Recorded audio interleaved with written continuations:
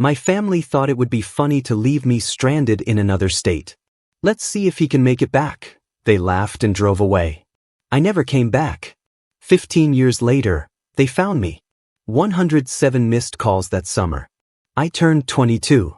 It was supposed to be like any other, working at my dad's hardware store for shit pay, living at home because college wasn't practical according to Banks, my father, and being the eternal punching bag for my golden child brother, Alan. We weren't poor exactly, but we sure as hell weren't the type who took vacations to Disney. So when Banks announced we were taking a family road trip to my uncle's wedding in Colorado, I should have known something was up. 3 days into that nightmare road trip, I was already regretting not making up some excuse to stay home. My dad and Alan had been taking turns with their favorite game, making Salvador's life hell. Martin would occasionally say, "That's enough," in that weak voice of hers, but we all knew it was just for show. Look, I need to explain about my family. Banks wasn't just your standard asshole dad. He was the type who'd wake you up at 3 a.m. to yell about a chore you forgot, who'd throw away your stuff if it was in his way, who'd been telling me I was worthless since I could understand words. Alan learned quick, either be dad's mini-me or become like me. Guess which path he chose. That morning, we stopped at some nowhere rest area in Colorado, middle of absolutely nothing for miles. Just fields, mountains in the distance, and a sad little bathroom building with vending machines. I'd been sleeping in the back of our Suburban and needed to stretch my legs, use the bathroom. Dad and Alan were laughing about something while Mom was checking her makeup in the visor mirror.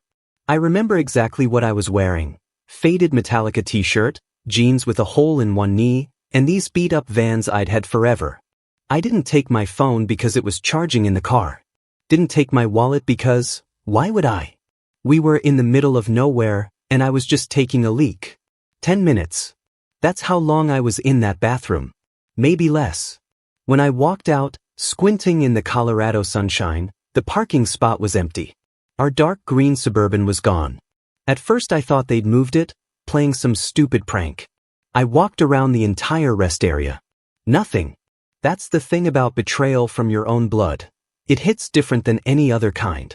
I waited an hour, sitting on the curb, telling myself they were just trying to scare me and would be back. People came and went, a few giving me weird looks. A trucker asked if I was okay. I lied and said I was waiting for my girlfriend who was in the bathroom. He nodded and left.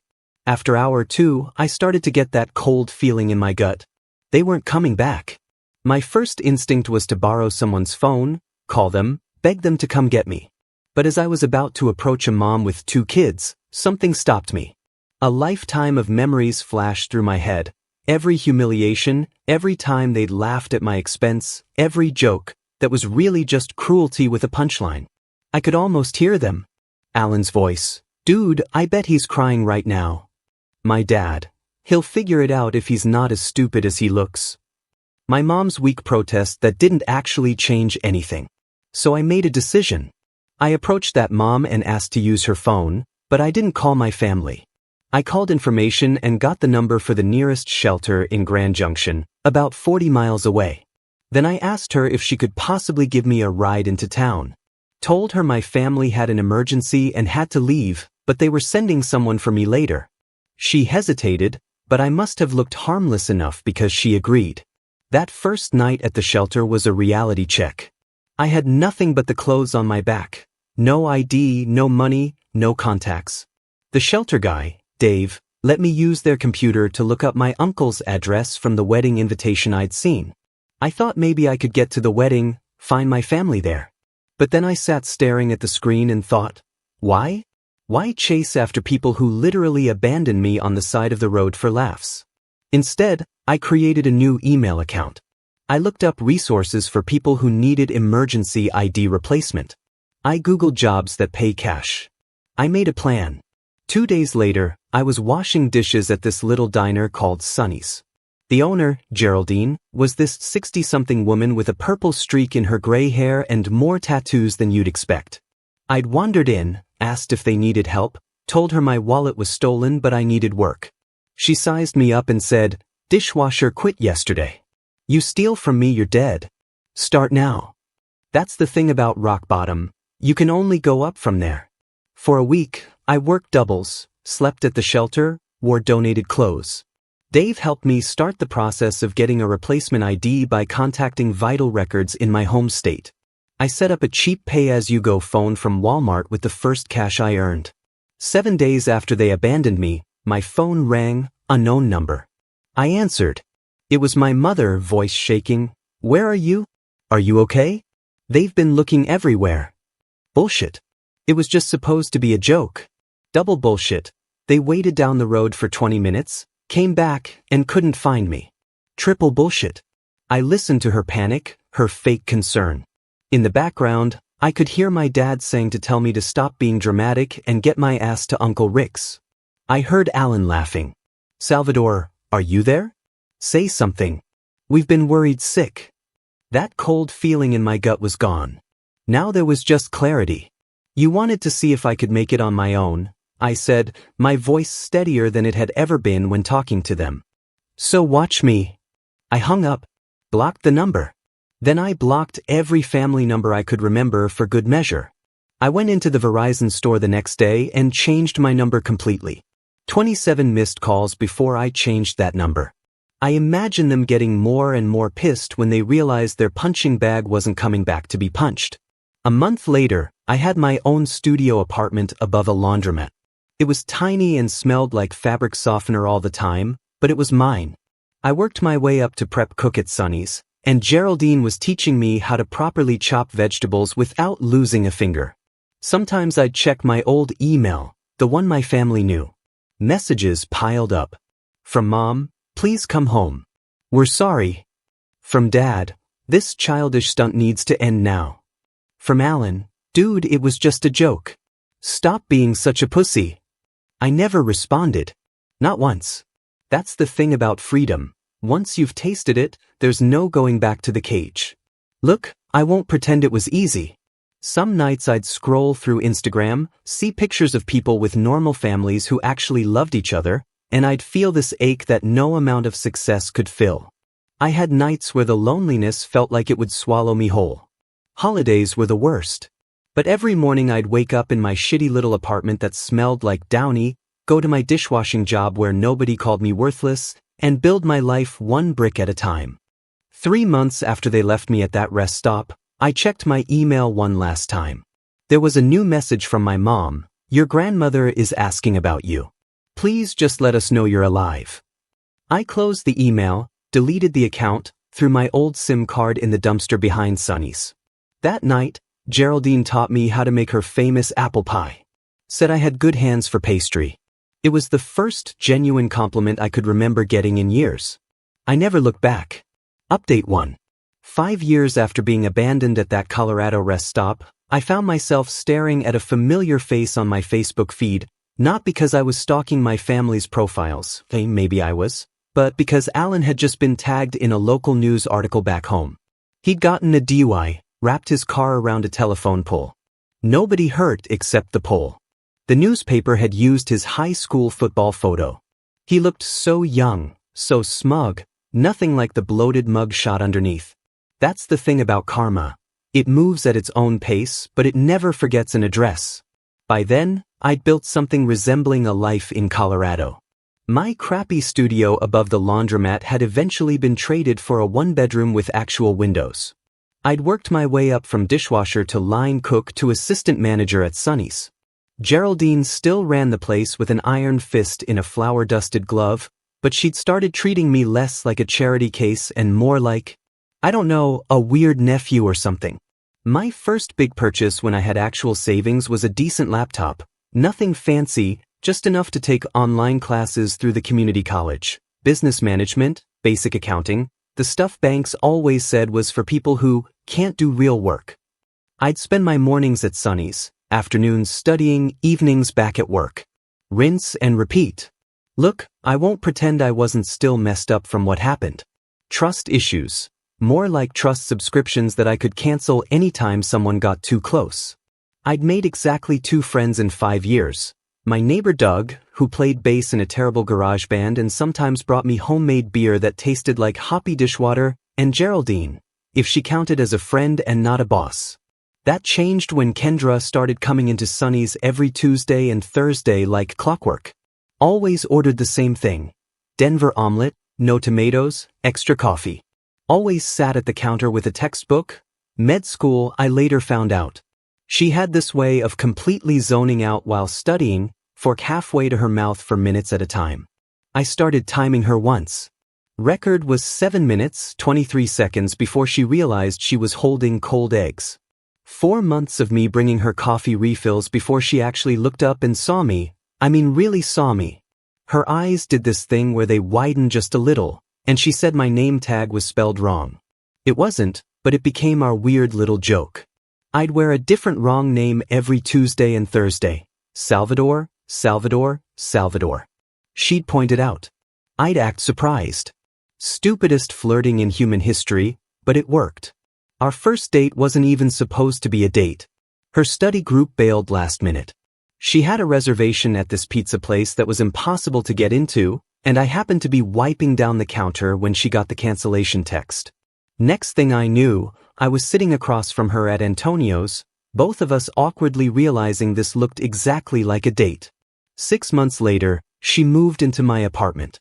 A year after that, we got a slightly bigger place together. Nothing fancy, just a 2-bedroom with a bathroom where the toilet didn't run constantly and neighbors who didn't practice bass solos at 2 a.m.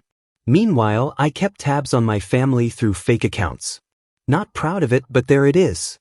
Dad's hardware store started struggling after the Home Depot opened on the edge of town. Saw him ranting about it on community Facebook pages. Posts getting increasingly desperate and bitter. Mom's social media became this weird shrine to family. Constant throwback pictures of us all smiling, posts about missing her boys, plural, which was rich. She'd tag Alan but never mention me, like I'd been erased. Alan bounced from job to job, lots of vague posting about haters and new opportunities. The classic social media smokescreen of someone whose life is circling the drain. 3 years in, Geraldine took me aside during inventory and told me she was thinking about opening a second location of Sunny's on the other side of town. Asked if I'd be interested in running it. Not owning, running. Important distinction. I didn't sleep that night. Kept thinking it was some kind of test or joke. People like me didn't get opportunities like that. Banks had made sure I understood that much. That's the thing about poisonous beliefs. They stay in your system long after you've escaped the snake. But I said yes. Because Kendra, half asleep beside me, mumbled that I'd be stupid not to.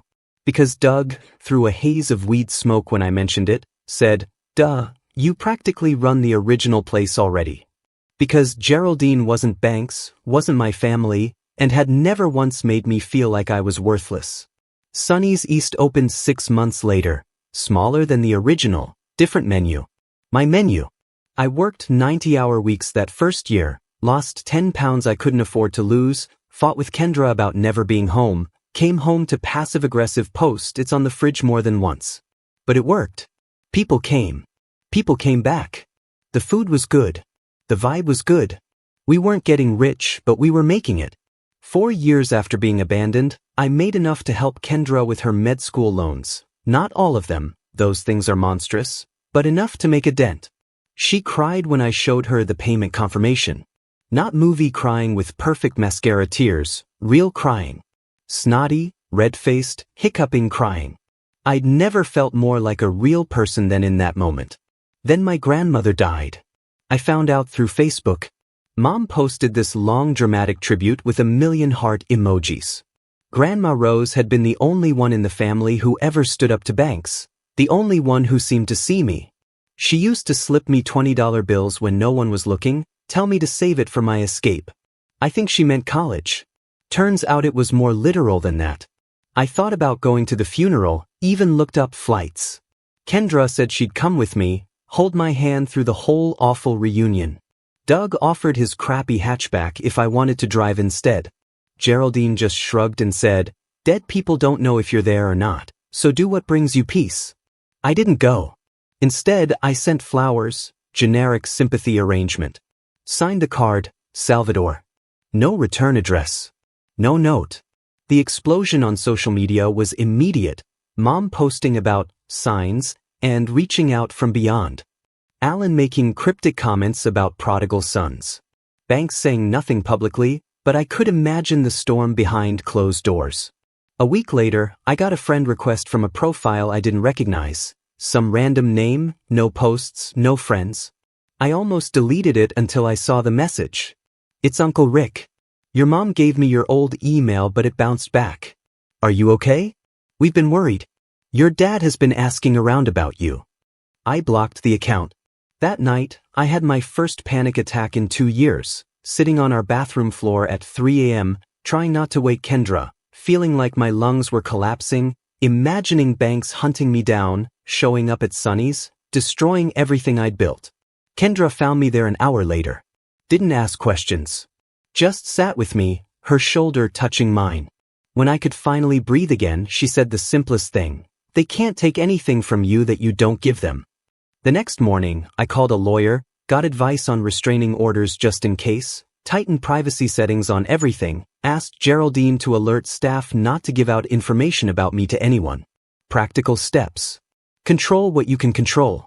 5 years to the day after being abandoned, I married Kendra. Small ceremony at a state park. Doug was my best man. Geraldine made the cake and cried through the whole thing, mascara running down her wrinkled cheeks. Kendra's large, loud family adopted me instantly. Her dad making dad jokes that somehow didn't make me flinch. Her mom hugging me without setting off alarm bells in my head. That's the thing about family. Sometimes it finds you when you've stopped looking. A week after the wedding, scrolling through my dummy account late at night, I saw it, a post from Banks on a community page. Looking for information on my son Salvador. Last known location, Grand Junction, Colorado. Family emergency. There was no emergency. I knew that much. What I didn't know was why, after 5 years of nothing, they were suddenly looking for me. So I dug deeper, created another fake account, joined the community groups from my hometown, pieced it together bit by bit. The hardware store had closed. Their house was in foreclosure. Mom had some medical issues she was vague about. Alan had moved back home after his 3rd DUI. They weren't looking for me because they missed me. They were looking for me because they needed something. And you know what? For the first time in 5 years, I smiled when I thought about them. Not because I was happy about their misfortune, but because I realized something important. I didn't care anymore. I closed the laptop, crawled into bed next to my sleeping wife, and made a decision. I would keep watching from a distance, not out of hate, not out of love, but because sometimes the best revenge isn't what you do. It's what you build while they're busy destroying themselves. Final update. It started with a LinkedIn notification. 15 years after being abandoned at that Colorado rest stop, my carefully constructed life had a glitch. Someone had viewed my profile 27 times in one day. Not unusual. Recruiters do weird stuff like that all the time. What was unusual was the name, Alan Matthew. My brother. That's the thing about the past, it's patient. It'll wait in the tall grass for years before it strikes. By then, my life looked nothing like that first year in Grand Junction. Kendra had finished med school, done her residency, and now worked at a local clinic 3 days a week so she could be home with our kids more. We had 2, Ellie, 7, and Marcus, 4. The apartment above the laundromat had given way to a modest 4-bedroom on the outskirts of town. Nothing fancy, but with a yard where the kids could play and I could grow tomatoes that never quite turned out right. Sunny's had expanded to 3 locations, still not some massive franchise, but enough that I didn't have to work the line anymore except when someone called in sick. Geraldine had semi-retired 2 years earlier, though she still showed up unannounced to criticize the way we made her pie crust recipe. I'd made peace with my past, or so I thought. I still kept tabs on the family from a distance, but the constant checking had faded to maybe once every few months. Last I knew, Banks and Irene had moved to a smaller place after losing the house. Alan had gotten married, divorced, then married again. They'd all seemingly moved on with their lives as I had with mine. The LinkedIn thing rattled me though. 15 years of silence and now this. I mentioned it to Kendra as we were doing our regular Sunday night thing, folding laundry while half watching whatever Netflix show we were currently behind on. She paused, a mismatched sock in each hand, and asked if I was okay. I nodded because what else could I say? That I was suddenly a 22-year-old again, stranded at a rest stop? That I could feel Banks's voice in my head calling me worthless? 3 days later, I was at Sunny's East, the original second location, helping with inventory because our supplier had sent the wrong kind of coffee filters again, when Maya at the front called back that there was some family asking for me. My first thought was Kendra's parents, who sometimes surprised us when they were passing through. I headed out front, mental gears already shifting to how to convince them to stay for dinner. It wasn't Kendra's family. Banks looked older, grayer, his formerly imposing frame somehow shrunken. Irene's face had that pinched look that comes from years of worrying, her hair dyed an unnatural shade of brown. And Alan looked like Banks had at 40. Same stance, same way of taking up space. There was a woman with them I didn't recognize, young, maybe early 20s, hanging back like she wasn't sure she belonged in this moment. Nobody spoke. The lunch rush noise seemed to fade away until all I could hear was my own heartbeat thumping in my ears. Banks broke first, said my name like a question. I nodded, because my voice had apparently gone on vacation. Look, I'd imagined this moment 1,000 different ways over 15 years. In some versions I told them off spectacularly. In others I was cool and distant, unbothered by their existence.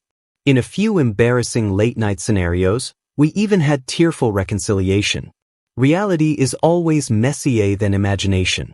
I gestured to an empty table in the corner, told Maya to bring waters, sat down across from the people who had once been my family, and waited. They'd found me through that magazine article, Rocky Mountain Rising, 10 Local Success Stories. It wasn't even a big feature, just a sidebar with a photo of me in front of Sunny's original location. But apparently one of Mom's friends from high school had moved to Colorado, seen it, and sent it to her with a, "Isn't this your son?" 107 missed calls. That's how many they'd made to my old number over the years before it was disconnected. Mom had kept count. She mentioned this like it was supposed to mean something. They talked over each other. Mom about how worried they'd been, Banks about how I'd misunderstood what happened that day, Alan awkwardly trying to act like we were old buddies catching up. The young woman, Alan's second wife, Poppy, it turned out, just watched me with curious eyes. I let them talk, watched them spin their version of reality where they weren't the villains. Noticed how Banks kept eyeing the restaurant, mentally calculating what it might be worth. Saw how Mom's hand trembled slightly when she reached for her water. Caught Alan's practiced charm slipping whenever he thought I wasn't looking directly at him. Finally, when they ran out of steam, I asked the only question that mattered. Why now? That's when the Rayal story came out, in bits and pieces between awkward silences. Banks had medical bills, heart problems, no insurance. The second house was being foreclosed on too. Alan's business venture, something vague involving cryptocurrency, had failed spectacularly. Mom needed knee surgery she couldn't afford. They weren't there for reconciliation. They were there for money. I should have been angry. Should have thrown them out. Instead, I felt something unexpected, pity. They looked so small, so desperate. These giants who had once controlled my whole world were just flawed, broken people. I invited them to dinner at my house that night. Said I needed to think, to talk to Kendra. They agreed eagerly. Banks already halfway to considering it a done deal. That afternoon was surreal. I picked Ellie up from her dance class, helped Marcus with his preschool show and tell preparation, all while texting Kendra updates about who was coming to dinner. She offered to take the kids to her sister's. I said no. I wanted them there. Wanted my family to meet my family. Dinner was chicken enchiladas, my specialty that wasn't really special, just a recipe from the back of an old El Paso box that I tweaked over the years. Ellie set the table without being asked, carefully placing forks on the wrong side until Kendra quietly corrected her. Marcus insisted on wearing his Spider-Man costume because it was Tuesday, and apparently Tuesday was now Spider-Man Day. When the doorbell rang, I almost dropped the dish I was carrying to the table. Kendra squeezed my arm as she passed, whispered that she had my back no matter what. The kids looked up curiously, sensing something important was happening. That's the thing about moments you've dreaded. When they finally arrive, they're simultaneously worse and better than you imagined. Introductions were awkward. Banks kept calling Kendra Karen, despite corrections. Irene couldn't stop crying whenever she looked at the kids, which was freaking Marcus out. Alan and Poppy were the least awful, making actual efforts at normal conversation, though Alan kept dropping hints about family helping family. After dinner, Kendra took the kids upstairs for baths and bedtime, giving me a look that clearly said, "Text if you need extraction." Then it was just me and them, sitting in a living room that suddenly felt too small. Banks started in on the pitch, how family sticks together, how he'd always known I'd make something of myself, lie, how they just needed a little help to get back on their feet. $20,000. Just a loan, of course. I let him finish. Then I asked him if he remembered what he said to me on my 18th birthday. He looked blank. I reminded him, "At least you can't disappoint me anymore once you're not legally my problem." I asked Mom if she remembered what she did when Banks threw my acceptance letter to community college in the trash. Nothing. She'd done nothing. I asked Alan if he remembered telling my first girlfriend I was probably gay anyway when she came to the house looking for me. They squirmed, made excuses. Banks started to get that dangerous edge to his voice that used to make me shrink. But here's the thing, I wasn't shrinking anymore. I was 15 years and a million miles from that person. I went to my office, came back with an envelope, handed it to Banks. Inside was a check for $73.50. Banks looked at it, confused, asked what the hell this was supposed to be. I told him, in 2010, that was exactly what a Greyhound ticket from Grand Junction to our hometown would have cost. The exact amount it would have taken for me to make it back home from where they abandoned me. The silence was absolute. Then Banks started shouting, called me ungrateful, selfish, said I'd always been a disappointment. The greatest hits album of my childhood, playing one last time. I didn't argue. Didn't shout back. Just stood up and told them it was time to leave. Mom tried a different approach. Tears, guilt, how could you do this to family? Alan went cold. The mask of friendly brother completely dropped. Poppy just looked embarrassed for all of them. When they finally left, Banks crumpling the check and throwing it on our front step, I closed the door and leaned against it, legs suddenly shaky. Kendra came downstairs, asked if I was okay. I nodded, not trusting my voice. We cleaned up the dinner dishes in silence, checked on the sleeping kids, got ready for bed like it was any other night. As I was setting the security system, I pulled up the front door camera on my phone. They were still in the driveway, arguing. Banks gesturing wildly. Mom crying. Alan looking at our house with an expression I recognized too well, envy mixed with hatred. Finally, they got in their rental car and drove away. I've never seen or heard from them again. Don't expect to. The chapter is closed. That's the thing about revenge. The best kind isn't something you do. It's something you live. Every happy moment with my kids. Every inside joke with Kendra. Every quiet Sunday morning with nothing to fear. Every single ordinary day in a life built on my terms. I never made it back home. I did something better. I built one. This is Hidden Lies, signing off.